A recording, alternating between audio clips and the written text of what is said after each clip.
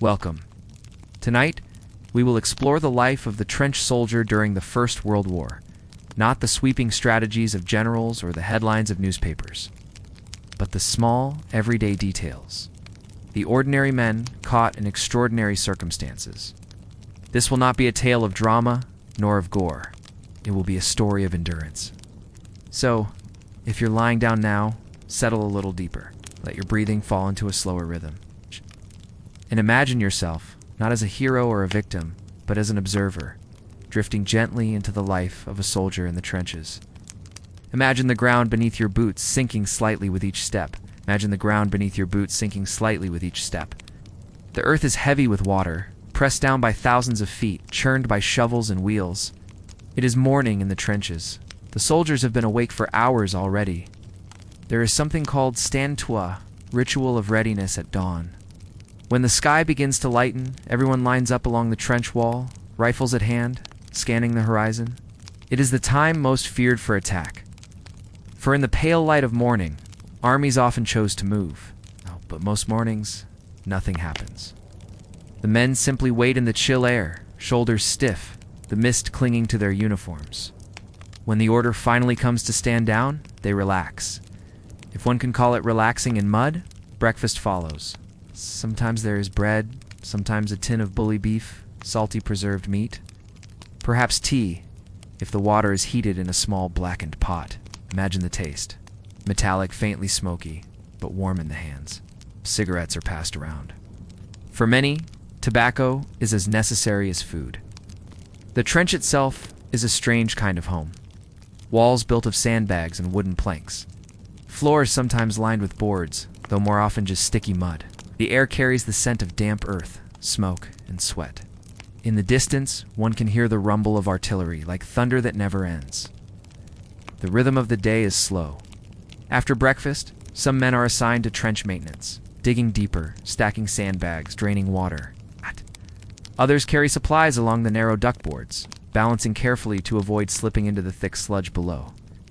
Letters are written during lulls, short notes home, often censored before being sent. "My dearest," it began, followed by reassurances that life is not so bad, that the soldier is well. It is rarely the full truth, but it is something to cling to. There is boredom more than anything. Ours stretch on. Some play cards, some carve wood. Yes.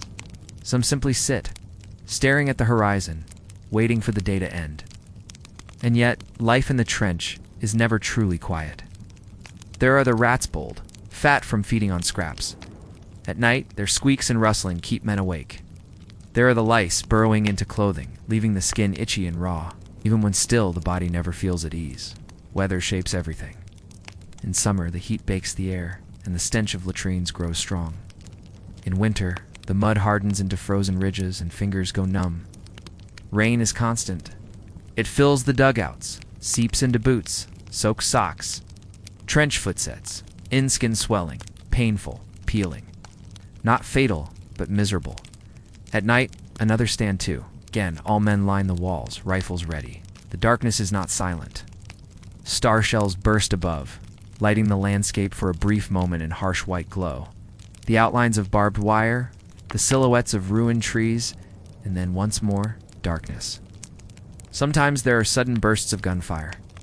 Sometimes silence that stretches so long it feels endless. Sleep comes only in short fragments, stolen in dugouts cramped with men. The ground is always damp, the air always close. Yet exhaustion overcomes all discomfort eventually. Imagine yourself now, lying in that dugout. The low murmur of voices, the smell of tobacco smoke and damp wool. Somewhere above, another soldier coughs. Far away, a gun thunders. But here, in this small hollow in the earth, you drift into shallow sleep. This was the rhythm of life. Day after day, waiting, working, watching, always with the faint possibility of violence, but more often, just the unending routine. And it is in that routine, and the repetition, that the soldier lived his war. Let us leave the general rhythm of trench life for a while, and focus instead on one man. Not a general, not a famous name, but a figure who represents so many of the millions who lived, waited and endured. We will speak of a British private. His name was William Henry Leggett. He was not extraordinary in the way history books usually measure. He did not command armies, nor change the course of battles. But like countless others, his story quietly tells us what it meant to exist within the trenches. William was 23 when he arrived at the Western Front. He had been a clerk before the war, working with ledgers and ink. The world of paper and calculation must have seemed far away when he first stepped into the muddy lines of Flanders. Letters from him survive. In them, you can sense both honesty and restraint. He speaks of mud, of long nights without sleep. He writes of rations, of boots that never seem to dry. But he also reassures his family. He tells them not to worry, that things are bearable. He will be home before long. Imagine him at dawn, standing with his unit during the daily stand, too. His rifle resting against the parapet, his uniform stiff with mud. Perhaps he glances down the line at his companions, faces pale in the early light, eyes heavy with fatigue. He does not know how long this war will last. No one does. But he waits, because waiting is what soldiers do. His day might have been filled with small duties, repairing the trench wall where rain had collapsed it, carrying sandbags or taking a turn on sentry duty, scanning the empty no-man's land that stretched between his trench and the enemy's. No movement, only barbed wire, shattered trees and craters half filled with water. When he is not working, he writes. One letter to his sister mentions cigarettes being scarce. Another describes the cold at night, how the damp settles deep into the bones. He jokes lightly that he has forgotten what it feels like to be completely dry. Like many soldiers, he clung to routine, bread, the camaraderie of men around him, a small fire and a brazier, glowing faintly in the dugout. Stories exchanged in low voices, not of war, but of home. The shop in the village, the family farm, the quiet lanes of England, far from this place of mud and thunder. One evening, William took his turn at night watch. The sky was overcast, the air still. A shell burst in the distance, briefly lighting the horizon, and then silence again, heavy and pressing.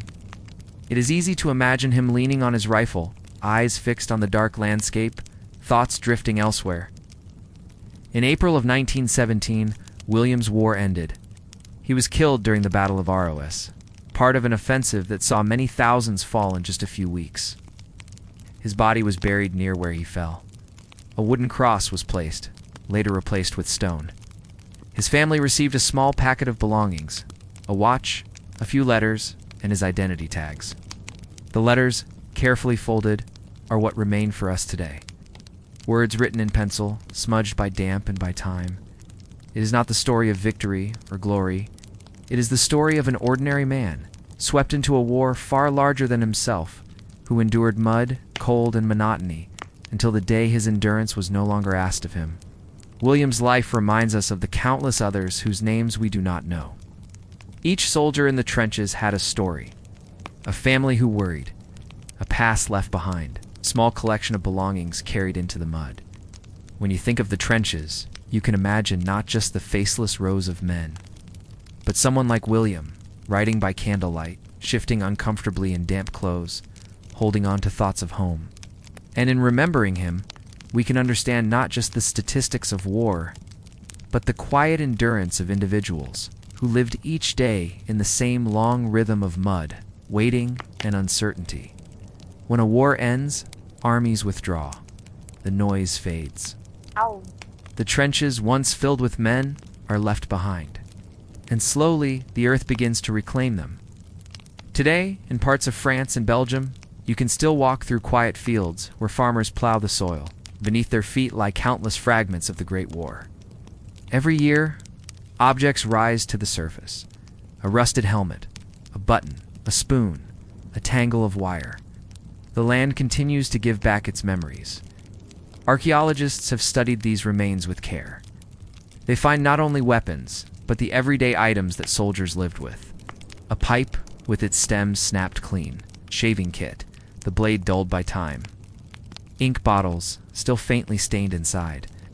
And sometimes, remarkably, whole bundles of letters. Paper pressed together by damp, then sealed in mud. These fragments reveal the culture of trench life, not only hardship, but attempts to create something familiar, something human.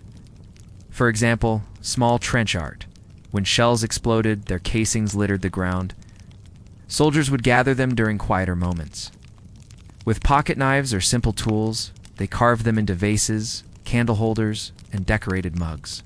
Some engraved intricate patterns, curling vines, or even names of loved ones. Objects of beauty made in a place of destruction. Sometimes archaeologists find graffiti carved into wood or scratched into the chalk walls of dugouts. Initials, dates, a joke, or a simple drawing. Marks left not for history, but for the self-proof that one was there, even if no one else might ever see it. Then there are the mysteries. In 2011, a construction project in Flanders unearthed a perfectly preserved underground bunker. Inside were personal belongings, boots lined neatly against a wall, helmets stacked as though their owners had simply stepped away, yet no records mention that particular shelter. It had been sealed during the war, untouched for nearly a century. A time capsule, reminding us how much still lies hidden. There are also the so-called iron harvests.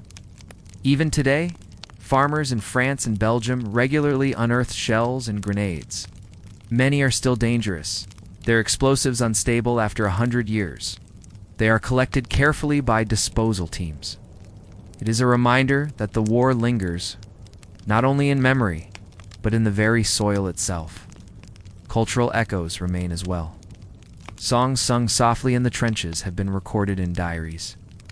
Simple refrains, often humorous, sometimes mournful. Pack up your troubles, or it's a long way to Tipperary, Tunofki. Half laughed, half sighed. It's music as a way to pass time, to push back the silence. There are also culinary memories. Rations were repetitive, but soldiers wrote of longing for food from home.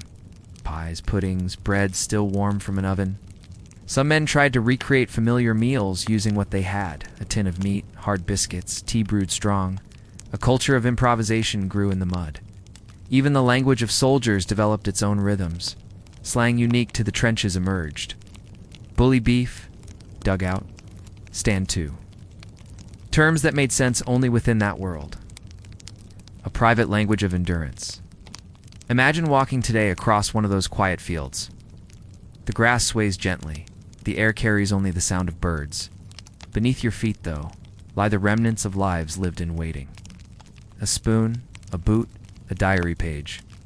Fragments of men who once stood in the dawn mist, who once wrote by candlelight, who once dreamed of returning home. The archaeology of the trenches tells us that history is never truly past. It lingers in objects, in the soil, in the quiet culture that men carried into war. And as we reflect on these remnants, we can turn now to contrast between those who endured the trenches and those whose war was spent far from the mud, in cleaner uniforms, in warmer rooms. So far, we have lingered in the trenches, the mud, the waiting, the small rhythms of the ordinary soldier. But life during the First World War was not the same for everyone. There were sharp contrasts between the men crouched in the earth and those who lived far from it. At the top of this ladder were the generals and senior officers. Their world was one of maps and orders, meetings in chateaus or sturdy houses, miles from the front line. While they too carried the burden of responsibility, their daily surroundings were far removed from the mud. An officer's dugout might be reinforced with timber, a table set with papers, a small stove burning to push back the damp. Meals, while not lavish, were often more plentiful. Wine, cheese, or fresh bread could sometimes be brought in. They had servants' batmen, as they were called, junior soldiers assigned to clean, cook, or mend uniforms. For them, the war was still present, but its physical discomforts were less crushing. And further still from the front, life in cities like London, Paris, or Berlin continued. Changed by war, but not shattered by it. Shops opened, theaters played, families sat around tables in houses warm with firelight. There was rationing, there was worry, but not the endless mud, the rats, the silence broken by artillery. Imagine a soldier's letter arriving home. It is read by a mother in her parlor, the curtains drawn, the air faintly scented with coal smoke. Outside, children laugh in the street. She reads of damp boots, of cold mornings, of longing for home. The contrast between her comfortable chair and his dugout could not be more stark. Even among soldiers, distinctions were sharp. Officers slept in smaller quarters, sometimes with proper beds or mattresses. Their uniforms were tailored, their rations supplemented by parcels from home. Ordinary privates huddled together on straw or bare boards, sharing what they had. Same war, but lived in different ways. And then there were those untouched entirely by the front. Industrialists, officials, the wealthy elite. For them, the war was distant, anxious, but far removed. They might attend dinners, discussing strategy or production figures, while somewhere, only a few hundred miles away, men crouched in trenches, listening to the drip of water and the scurry of rats. This contrast was not lost on the soldiers themselves. Letters and diaries often hint at quiet resentment. Not anger in loud tones, but a steady awareness that their suffering was not equally shared. That some endured the mud, while others endured only the inconvenience of shortages. And yet, there was also resignation. The soldier's world narrowed to his trench, to his companions, to the next letter from home. The larger contrasts mattered less in the daily act of enduring. Life became a circle of standing watch, eating, waiting, and resting, with no space left for broader reflection. Still, looking back from our distance, the divisions are striking. The war was one event, but its experience was layered. Muddy. Endless waiting for some, and quiet, ordinary routine for others. When you imagine this, picture again the soldier in his dugout, and then picture, at the same moment, a family sitting in a warm dining room. A general writing orders at a polished desk, a child laughing on a cobbled street. The same hour, the same war, but lived as different worlds. We have wandered tonight through the life of the trench soldier, through the damp earth beneath their boots, the monotony of their daily routines, the small comforts of letters and tea. We have lingered with one man, an ordinary soldier whose story reflects countless others. We have considered the fragments left behind, a spoon, a helmet, a piece of trench art, archaeology and memory, revealing to us how soldiers carried their humanity even into the mud of war. And finally, we have contrasted their existence with that of officers, generals, and civilians far away.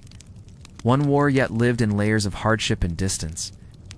As you lie here now, listening quietly, perhaps you can feel the weight of that history, but in a softened way, not as thunder, but as an echo, not as violence, but as the slow rhythm of endurance. The trench soldier's life was heavy with waiting, but yours tonight can be light with rest. The ground beneath you is dry and warm. The air around you is gentle. There is no stand-to at dawn, no watch to keep through the night. Only your breath, steady and calm. Only the quiet turning of history into memory. Let the images drift now. Muddy walls of sandbags, a candle flickering in a dugout, letters written in careful hands. Let them fade, becoming distant, becoming soft. And as you drift too, into rest, into sleep, carry with you the knowledge that even in the darkest places, men found small ways to endure. In tea, in song, in carved metal, in words sent home. History is vast, but it is made of moments such as these. And now you may set those moments gently aside. The trenches grow quiet. The candle goes out, and you can let yourself rest. Good night.